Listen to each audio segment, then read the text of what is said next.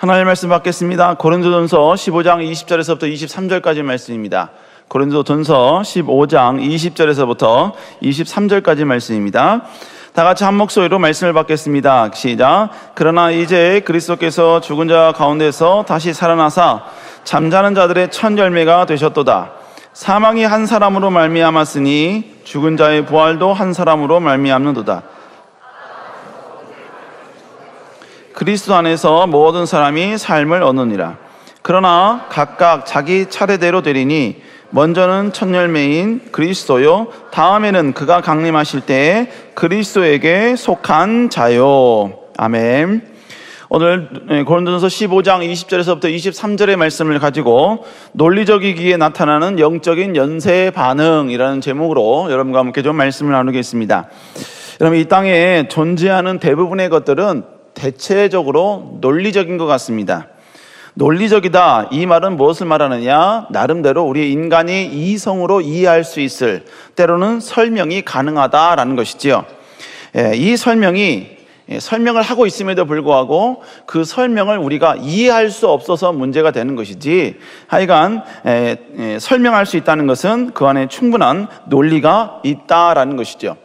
여러분, 경제도 마찬가지인 것 같습니다. 저는 원래 사실 경제는 그냥 암기라고 생각을 했어요.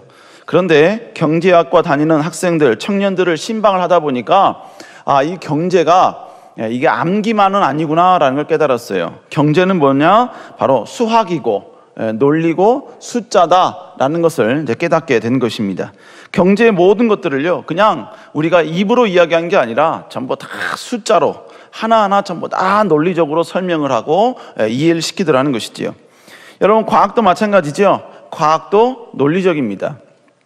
나름대로 인풋이 있으면 아웃풋을 우리는 예측할 수 있습니다. 왜 그래요? 인풋과 아웃풋 사이에 논리가 있기 때문에, 일정한 논리가 있기 때문에 우리는 어느 정도 아웃풋이 있다는 것이죠. 원하는 아웃풋을 만들어내는 것, 여러분, 이게 바로 과학기술의 실력이고 능력이어서 그렇지, 아무튼 과학은 논리적일 수밖에 없다라는 것이죠.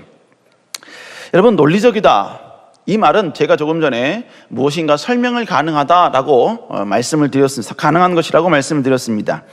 그런데 또 다른 의미로 보면요, 논리적이다라는 말은 앞부분에 어떤 하나의 문제가 생기면 그 문제 때문에 그 뒤에 나타나는 현상들은 자연스럽게 연쇄 반응으로 나타날 수밖에 없는 시스템과 구조다라는 의미가 이 논리적이다라는 의미입니다. 한번 예를 한번 들어볼까요? 여러분, 경제는 그냥 우리가 죽은 것이 아니라 나름대로 유기체다, 이렇게 이야기를 합니다. 예를 한번 들어볼게요. 여러분, 미국 연방준비제도에서 금리를 정합니다. 거의 전 세계적으로 통용되는 돈이 달러죠.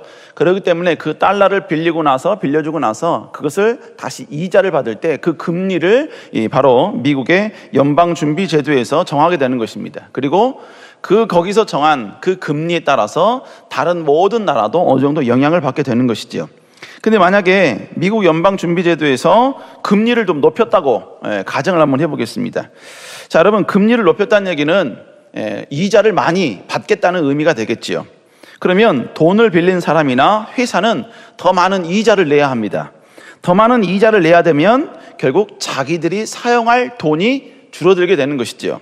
자, 그렇게 되면 일반 사람들은 소비를 줄이게 됩니다. 여러분, 소비를 줄이게 되면 그 나라의 내수 시장은 얼어붙게 되는 것이죠. 물건을 내놔도 팔리지가 않는 거예요. 자, 그럼 보세요. 내수 시장이 얼어붙으면 물건을 막 팔아서 여러분요, 이윤을 남겨야 여러분 여러 가지 직원들 월급도 주고 또 새로운 여러분 어떤 목표를 향해서 투자도 하는데, 없다 보니까 결국 어떻게 되느냐? 공장 가동을 줄일 수밖에 없습니다.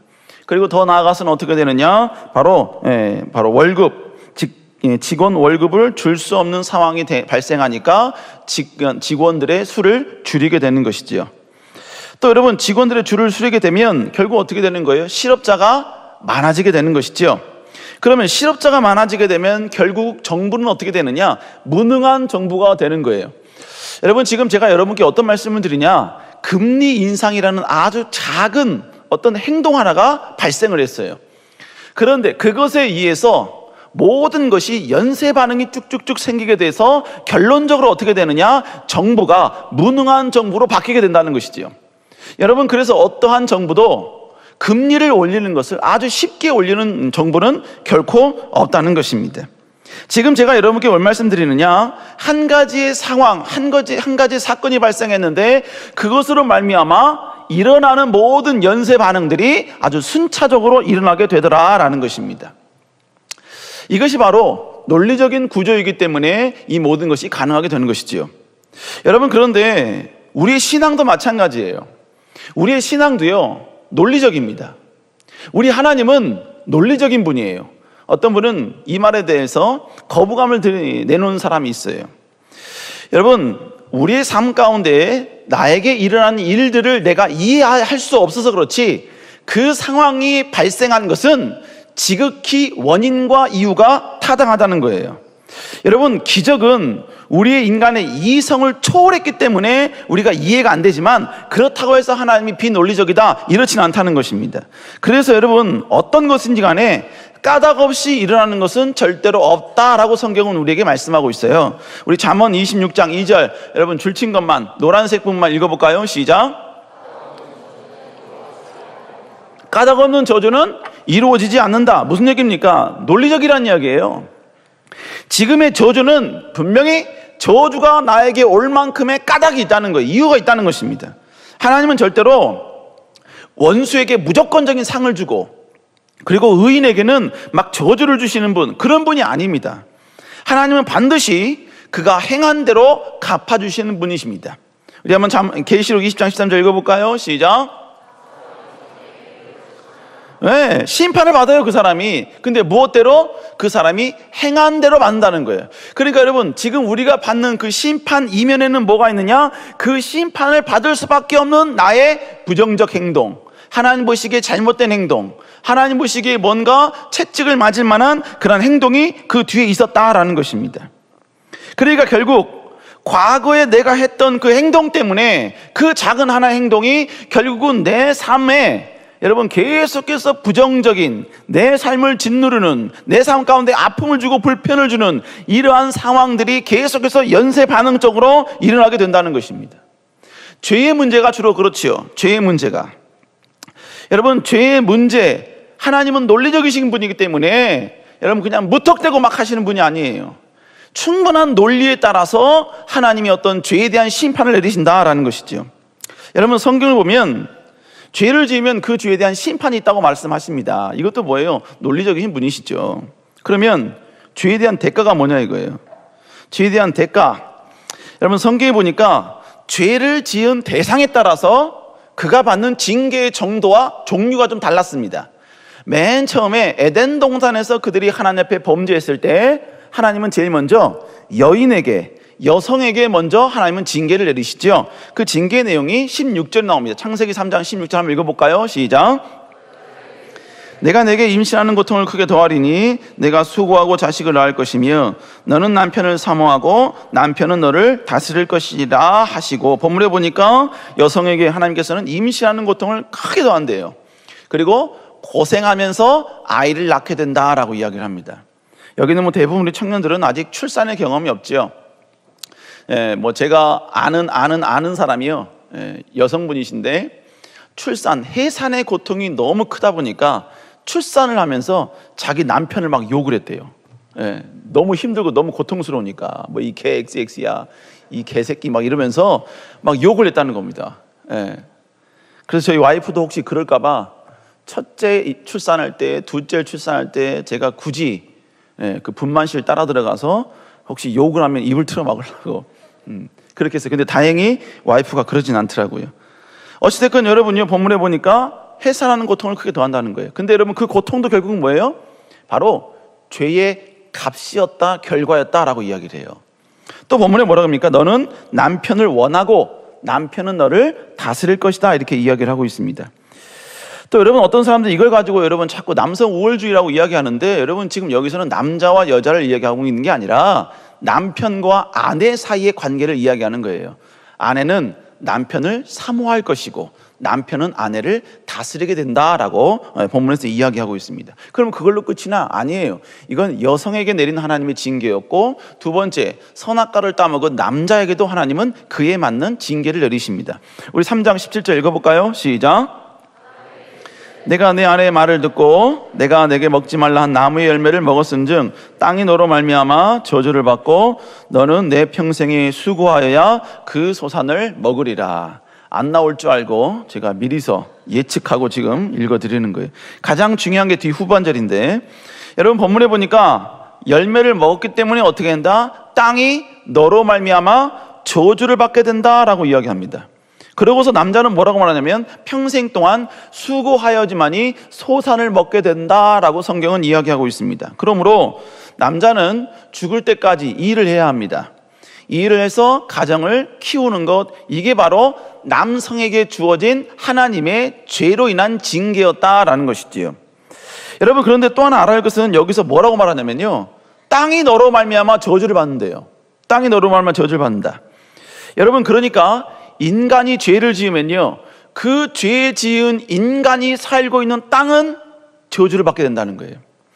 여러분, 그러니까 점점점 말세가 되면 될수록 그 땅에 살고 있는 거민들이 더욱더 죄를 많이 짓게 됨으로 인하여서 바로 그 땅은 하나님의 징계와 저주가 임하게 되는 것입니다. 그래서 말세에 어떤 현상이 일어나느냐, 마태복음 24장 7절 8절은 말세에 대해서 이야기하고 있는데, 말세에 이런 일이 일어난대요. 읽어볼까요? 시작. 곳곳에 기근과 지진이 있으리니, 본문에 보니까 민족과 민족, 나라가 대적과 일어나겠대요. 그리고 또 뭐라고 얘기합니까? 기근과 지진이 있으리라는 얘기예요. 기근과 지진이. 여러분, 이제 우리나라도 점점점 이 땅에 죄가 만연해지면 점점점 이 땅 가운데 지진의 소리는 더 많아질 것입니다. 여기저기서 더 많은 이야기를 듣게 될 거예요. 왜 그렇습니까? 여러분, 그 모든 것들은 우리가 봤을 때는 이성적으로는 이해가 안 되지만 하나님께서는요, 그 땅에 살고 있는 거민들이 죄를 지으면 그들의 죄로 말미암아 그들이 살고 있는 땅이 저주를 받게 된다라고 말씀하셨기 때문인 것입니다. 그러면서 마지막으로는 뭐라고 말씀하시냐면, 이제 남자와 여자에게 공통적으로 적용되는 죄의 저주에 대해서 이야기합니다. 우리 3장 16절 읽어볼까요? 시작. 창세기 3장 19절 시작. 내가 그것에 취함을 입었으니라. 너는 흙이니 흙으로 돌아갈 것이라. 최종적으로 말씀한 게 뭐냐? 너는 흙이니까 흙으로 돌아가게 된다라고 말씀하고 있습니다. 이 말은 흙이니까 흙으로 돌아간다는 표현은 뭘 말하느냐? 이제 너희들은 죽게 된다라는 것이지요. 죽음이라는 단어가 처음 등장하게 됩니다. 죽음이란 이 단어의 원인이 뭐냐? 누구도 여러분, 사람은 죽는다는 거 알아요. 근데 왜 죽는지 몰라요. 왜 죽는지 몰라요. 제가 옛날에 과거에 중등부 수련회에 한번 수련회 강사로 한번 간 적이 있습니다. 우리 교회 중등부에서 저를 초청해서 갔어요. 복음을 막 말씀을 전하고 나서 기도회를 시키는데 저는 그냥 막 기도할 때도 그냥 뭡니까, 알아서 하세요 이게 아니라 어느 정도 설교에 대한 책임감이 저한테 있기 때문에 설교 끝나고 난 다음에 돌아다니면서 애들을 막 기도해주고, 막 기도 안 하는 있으면 막 뒤에서 막 때리면서 막 기도하라고 막 그렇게 막 했거든요. 그때 아마 중등부 학생이 지금 아마 한 27기나 28기 정도 됐을 겁니다. 근데 그렇게 막 기도하고 있는 어떤 한 애가요, 그냥 방바닥에 앉아가지고 놀고 있는 거예요. 장난치고 있는 거예요. 그래서 제가 그 아이를 붙들어 놓고요, 옆에서 막 기도하고 있는데 그 아이를 제 앞에 딱 앉혀놓고 시끄럽지만 제가 질문을 했습니다. 질문했어요. 왜냐하면 제일 먼저 그에게 구원의 확신을 좀 시켜줘야 될 것 같아서 제일 먼저 질문을 했어요. 이제 막 중학교 올라온 초등학교 6학년이었어요. 그 아이 보고 제가요, 너 사람이 죽지? 근데 그렇대요. 너 사람이 왜 죽는지 알아? 이렇게 물었습니다. 제 의도는 뭐예요? 모르겠는데요. 이렇게 나와야지 그 다음에 그것은 이렇게 나와야 되는데, 그 초등학교 6학년짜리가요, 너 사람이 왜 죽는지 아니? 라고 질문했는데 그 아이가 갑자기 얼굴을 확 들더니 저를 노려보면서 뭐라고 하냐면요, 인간의 모든 생체학적 모든 에너지가 고갈된 상태가 되면 죽습니다, 이런 거예요. 제가 순간 말을 잃어버렸어요. 순간. 그러고 나서 그 아이를 머리를 쓰다듬으면서요, 아니야, 그게 아니야, 그게 아니야. 그건 상태예요. 죽은 상태예요. 왜 죽는가를 몰라요. 그냥 죽음을 받아들일 뿐 그 죽음의 원인이 무엇인지는 아무도 모릅니다. 근데 여러분, 성경은 그 죽음의 원인이 뭐냐? 바로 죄 때문이다 라고 말씀하고 있습니다. 인간이 죽는 건 인간의 죄 때문입니다. 논리적이지요. 그걸 이해할 수 없기 때문에 문제가 되지, 여러분, 분명히 죽음은 분명히 죽을 수밖에 없는 원인이 있었다는 것입니다. 그래서 여러분, 성경은 뭐라고 말하냐? 죄를 지으면 그 죄에 대한 죄값이 반드시 오게 된다라고 우리에게 말씀하고 있어요. 로마서 6장 23절에 보니까 뭐라고 합니까? 죄의 삭은 사망이요 라고 말합니다. 사망이요. 결국 여러분, 죽음은 그냥 오는 게 아니라 인간이 죄를 지으니까 그 죄를 짓는 하나의 현상 때문에 그 뒤에 죄로 인하여서 여러 가지 징계와 고통과 아픔과 죽음이 연쇄 반응적으로 계속해서 나오게 된다는 것이죠. 자, 그러면 죄를 지으면 우리 육신적인 죽음만 죽는 겁니까? 여러분, 그렇지 않아요. 죄를 지었더니 또 다른 두 번째 연쇄 반응이 또 우리에게 나타납니다. 그게 뭐냐? 바로 둘째 사망에 이르게 된다는 거예요. 둘째 사망. 그 둘째 사망을 뭐냐? 요한계시록 20장 13, 14절에 보니까, 자, 우리 한번 노란색으로 된 것만 한번 읽어볼까요? 노란색으로 된 것만. 자, 시작.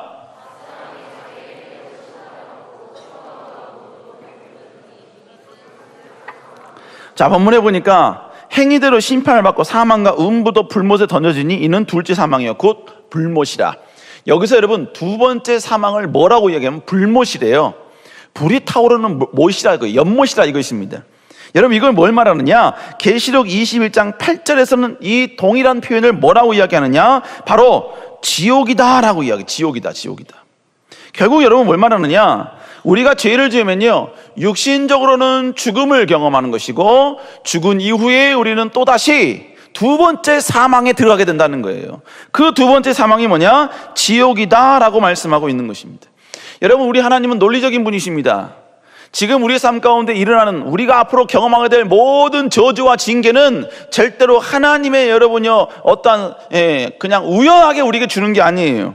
그러한 저주와 징계가 올 수밖에 없는 분명한 이유와 까닭이 있다는 거예요.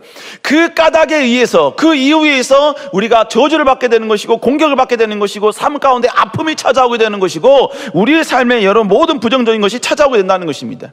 결국 여러분요, 내가 죄를 지으면 그 죄에 대한 심판을 받게 되는 것, 여러분, 이거는 일사천리로 연쇄반응적으로 여러분 계속해서 드러난다는 거예요. 그렇기 때문에 우리 하나님은 어떤 하나님이냐? 공의로우신 하나님이라는 거예요.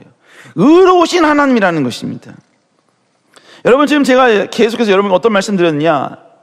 여러분, 우리 신앙도 논리적이다는 말씀을 드렸고, 이 죄의 문제에서도 반드시 논리적이다. 그렇기 때문에 죄를 지으면 이것이 연쇄 반응적으로 그 다음에 나타나는 현상들이 있다. 그것이 결국 뭐냐? 사망이다라는 사실을 여러분께 말씀을 드렸습니다. 자, 그러면 여기까지는 무엇에 대해서 이야기했느냐? 우리 인간의 운명에 대해서 이야기했습니다. 여기는 어느 누구도 여러분요, 나는 죄로부터 자유했습니다, 나는 죄는 눈꽃만큼도 지은 것이 없습니다 라고 하는 사람은 한 명도 없을 것입니다.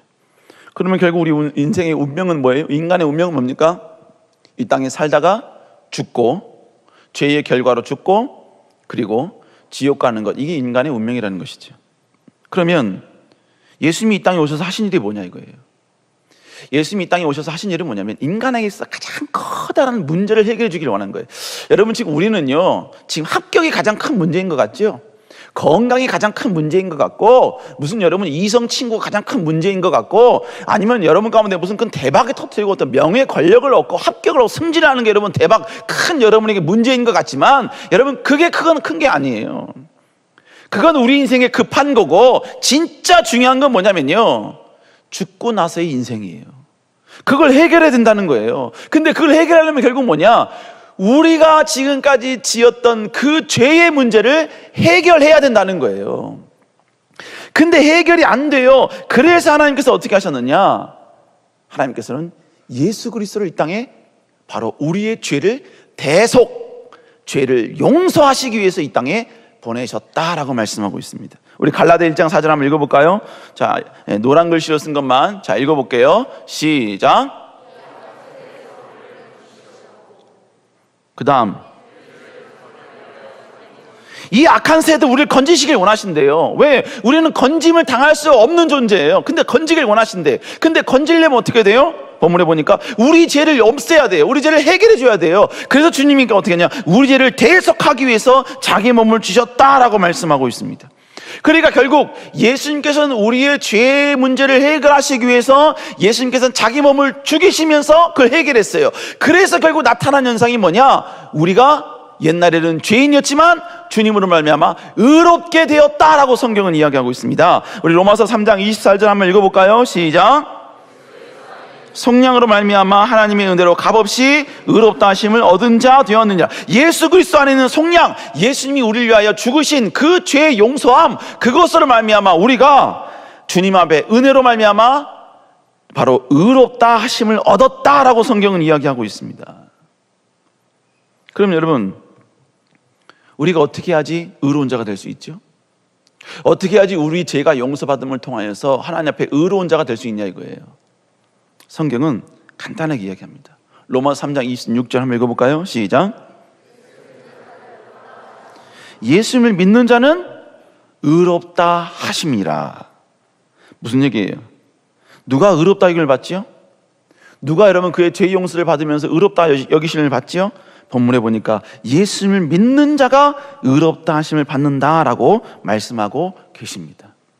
여러분, 그런데 결국 뭐예요? 결론은 예수님의 우리의 죄 문제를 해결하시기 위해서 예수님이 이 땅에 오셔서 예수님이 죽으심으로 우리의 죄 문제를 해결하셨다라는 것입니다. 여러분, 그렇기 때문에 우린 더 이상 예수님 때문에, 예수님의 은혜로 말미암아 우린 더 이상 죄값을 받을 필요가 없게 되었다라는 거예요. 어떤 청년이 성경 공부를 하는데요, 저에게 그런 질문을 하나 하더라고요. 저도 그때 살짝 좀 당황을 했어요. 어떤 이야기냐면, 목사님, 하나님은 전능하시다면서요. 그래서 뭐 그렇지, 하나님은 전능하신 분이시지. 그러면 하나님이 전능하신 분이시면 우리 인류를 향하여서 내가 너희들의 죄를 용서하노라 이렇게 하시면 우리 죄가 용서되는 거 아닙니까? 왜 굳이 예수님이 오셔서 그렇게 비참하게 죽으셔야만 했습니까? 예수님은 전능하시니까 그렇게 선언하시면 우리 죄가 용서받는 거 아닙니까? 그렇게 질문하는 거예요. 제가 그때 살짝 당황했어요. 당황한 순간 제 속으로요, 주님 살려주십시오. 그렇게 기도할 때 주님이 저에게 지혜를 주시더라고요. 순간에 지혜를 주셨어요. 제가 그 청년한테 그랬습니다. 네가 그렇게 생각할 수 있는 것은 뭐냐? 네가 악하기 때문이다 그랬어요. 악하기 때문에. 하나님은 선하신 분이시고 공의로우신 분이기 때문에 절대로 죄 지은 자를 대가를 치러야지만이 용서해 주시지, 대가를 치르지 아니하고 용서해 주신 것은 하나님의 공의에 어긋난 것이다. 그렇기 때문에 주님께서는 우리의 죄를 용서하시려면 그 용서하시는 대가만큼의 희생을 치러야 된다.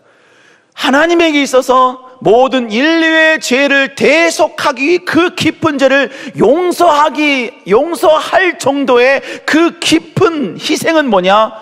예수 그리스도를 죽이는 것과 동일한 것이어야 된다라는 거죠. 그렇기 때문에 하나님께서는 예수 그리스도를 이 땅에 보내실 수밖에 없다라는 거예요. 자, 여러분, 제가 지금까지 이야기했던 것을 표로 한번 이야기해 볼게요. 표로. 자, 여러분, 우리는 죄를 지었죠. 그죠? 그러면 죄를 지으면 연쇄 반응이 나타나. 지금 이제 계속 연쇄 반응이 나타나는 거예요. 죄를 지으면 그 값으로 우리는 사망이라는 징계를 받습니다.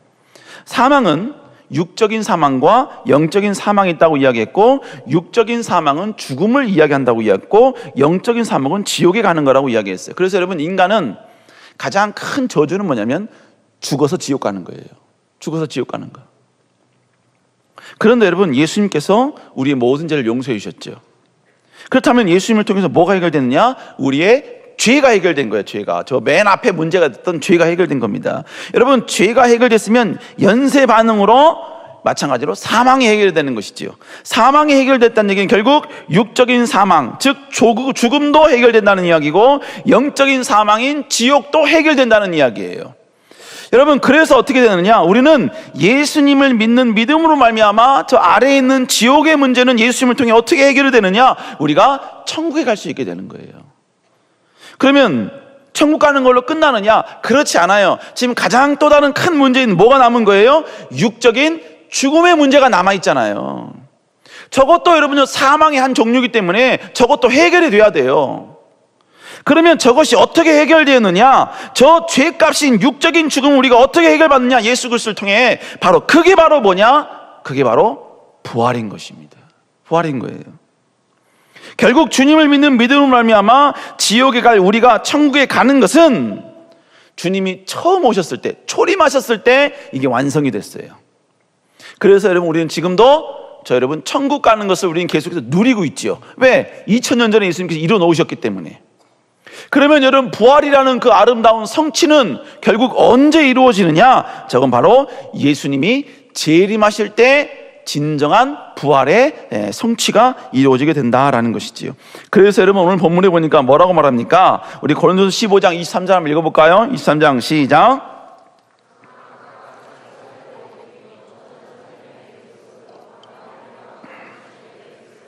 본문에 보니까 부활한대요. 첫 열매이신 예수님을 통해서 한번 보여주세요. 계속. 본문 고린도서 15장 23절 보여주세요. 아니, 그렇죠. 본문에 보니까 여러분 차례대로 된대요. 부활이 차례대로 된대요. 근데 첫 열매가 누구냐? 처음이 누구냐? 예수님이라는 거예요.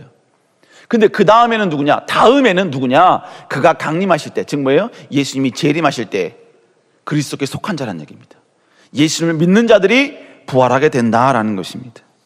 여러분, 지금 아까 보여줬던 그 표도 마찬가지지요. 모든 표는요, 지금 저렇게 나올 수밖에 없는 이유는 뭐 때문이냐? 논리적이기 때문이에요. 하나님 말씀 논리적이고 예수 그리스도 논리적이고 하나님 논리적이기 때문에 이 모든 게 여러분 전부 다 여러분 다 맞게 되는 거예요. 그러니까 여러분, 우리는 주님이 재림하시면 죽었던, 여러분이 죽었다 할지라도, 여러분 몸 육체가 흙에 전부 다 썩었다 할지라도 주님께서는 그 모든 사람을 전부 다 불러 일으켜 부활해서 천국에 가는 것입니다. 어떤 이들은 이것에 대해서 어떻게 그것이 가능하냐고 반문을 합니다. 질문을 해요. 여러분, 우리 주님도요, 우리 인간이 얼마나 여러분요, 이성적이라는 그 테두리 안에서 얼마나 하나님을 불신할지 주님은 또 아셨어요. 그렇기 때문에 주님께서는요, 주님이 3년 동안 공생의 기간 동안 예수님은 굳이 그렇게 하지 않으셔도 됨에도 불구하고 굳이 죽은 자를 살리셨어요.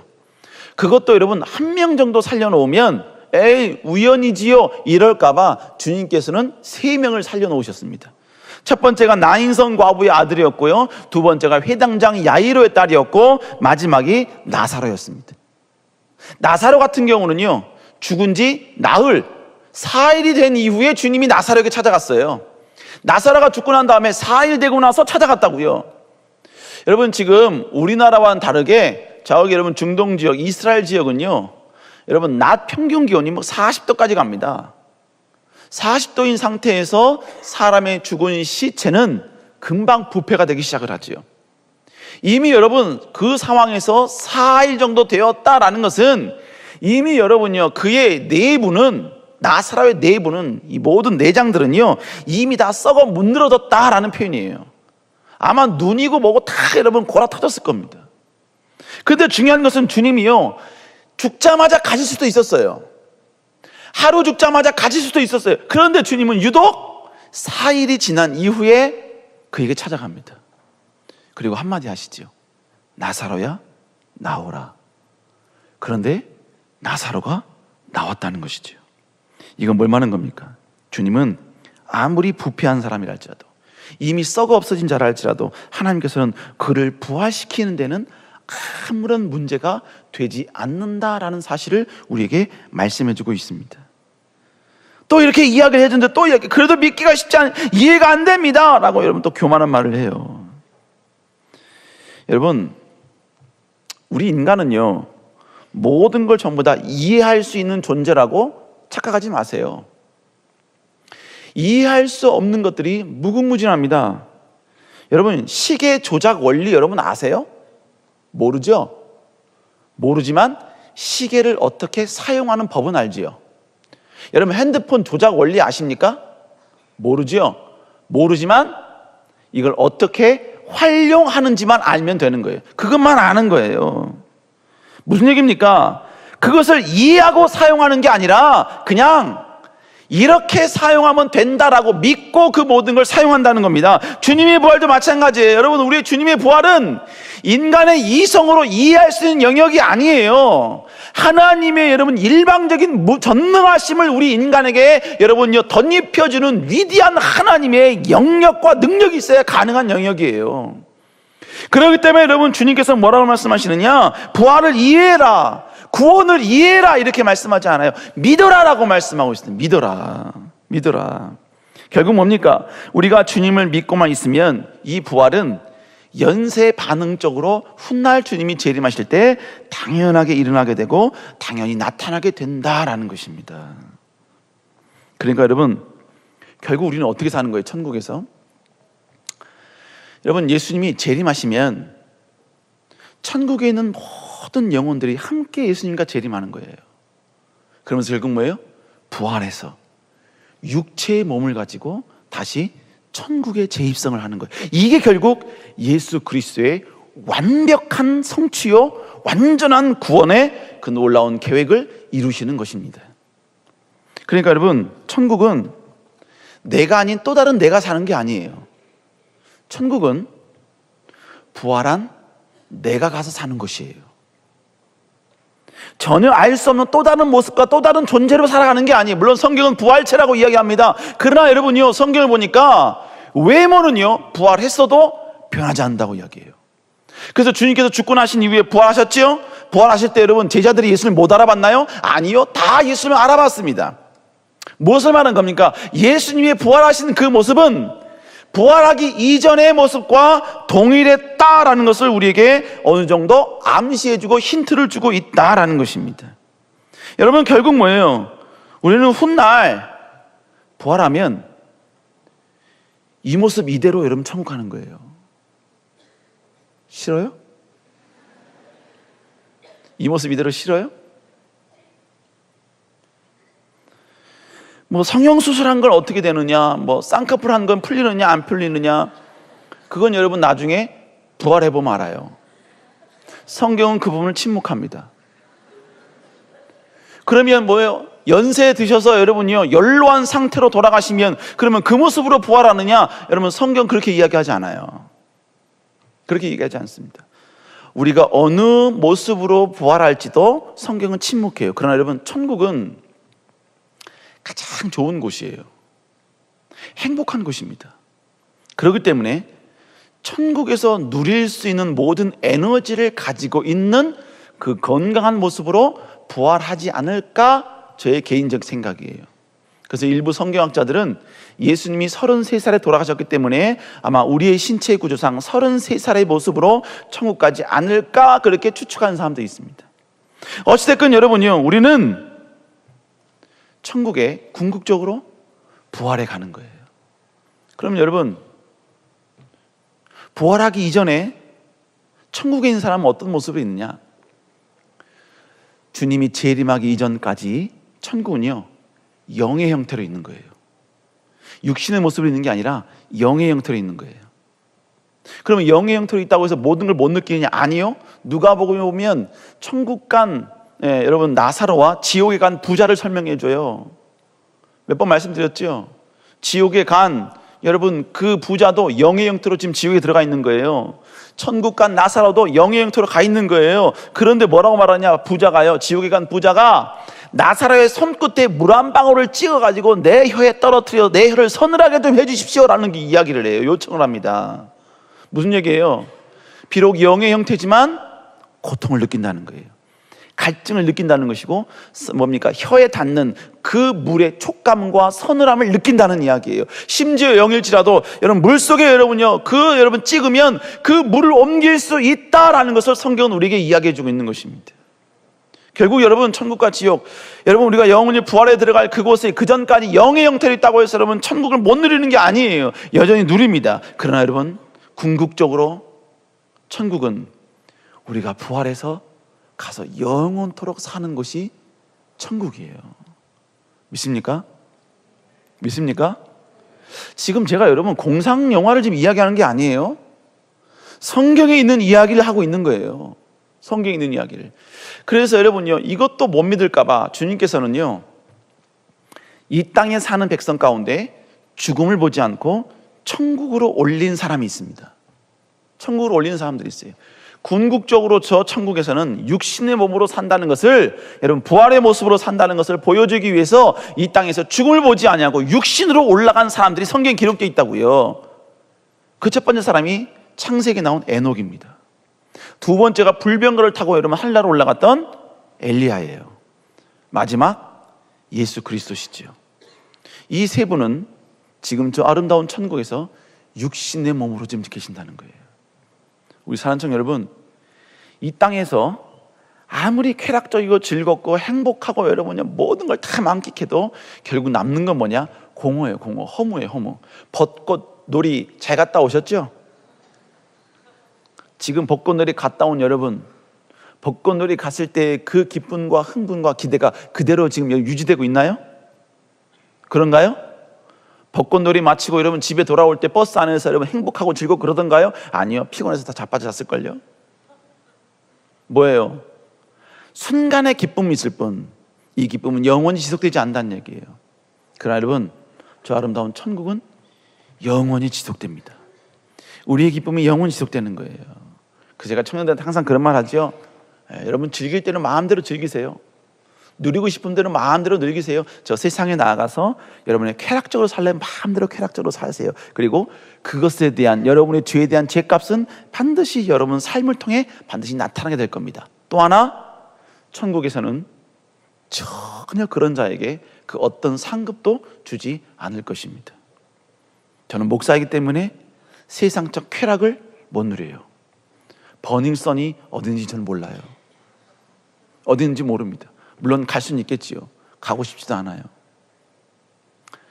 그냥 여기 있으면서 주님의 일 하다가 죽으면 천국에서 상급받고 영원히 살 그 기대와 소망과 흥분이 제 안에 있다는 거예요.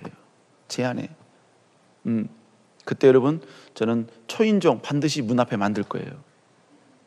그래서 여러분요, 아무나 저희 집에 함부로 못 오게 할 겁니다. 충성했던 사람들만. 초인종 누르면 일로 봐가지고 하나님께 상급받은 제 집에 아무나 여러분 들어오는 게 아니라, 농담이고요.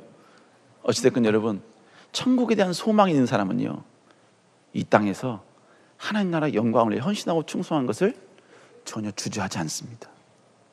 저 아름다운 천국에서 우리의 육신의 모습으로 올라가 영원토록 살 것을 생각하는 사람은요, 이 땅에서 주의 복음 전하다가 핍박과 조롱을 받을지라도 여러분 전혀 그런 것 개의치 않는다는 거예요.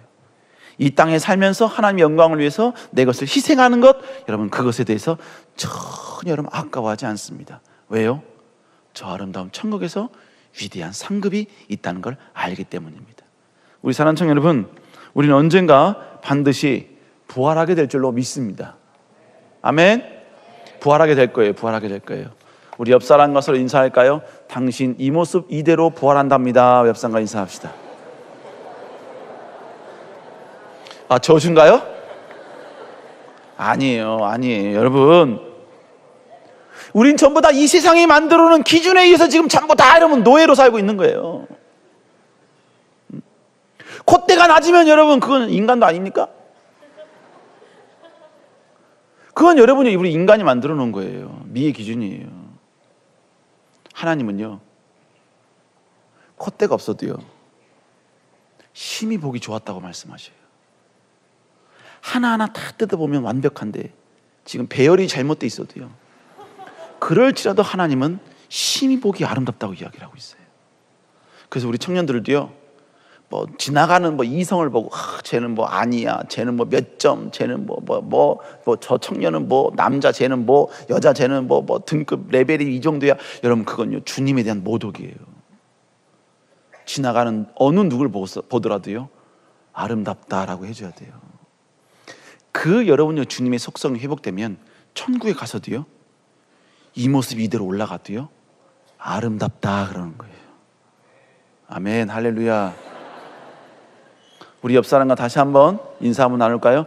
주님의 시각으로 보니 아름답습니다. 옆 사람과 인사하겠습니다.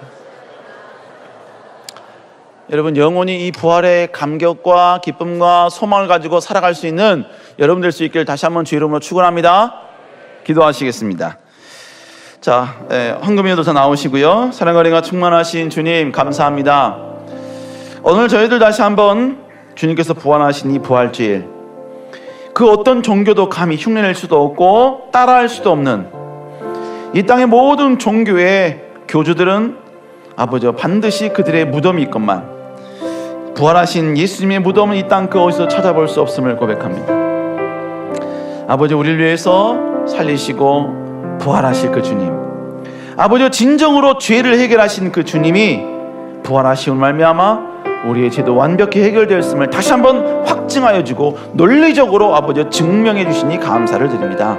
주님, 우리 땅을 살면서 더욱더 아버지 이 부활의 감격과 기쁨을 가지고 살아가는 저희들 될 수 있도록 주여 인도하여 주시옵소서. 아버지, 우리 인간의 이성으로 이해 안 될지 모르지만 이거는 이해할 수 있는 영역이 아니라 아버지 우리가 이해할 수 없는 하나님이 일방적으로 우리에게 은혜를 주신 참된 아버지요 주님의 은혜의 아버지 연속선상에서 생겨난 여러가지 많은 현상임을 우리가 고백하게 하옵시고 믿음으로 받아들이며 수용하게 하여 주시옵소서.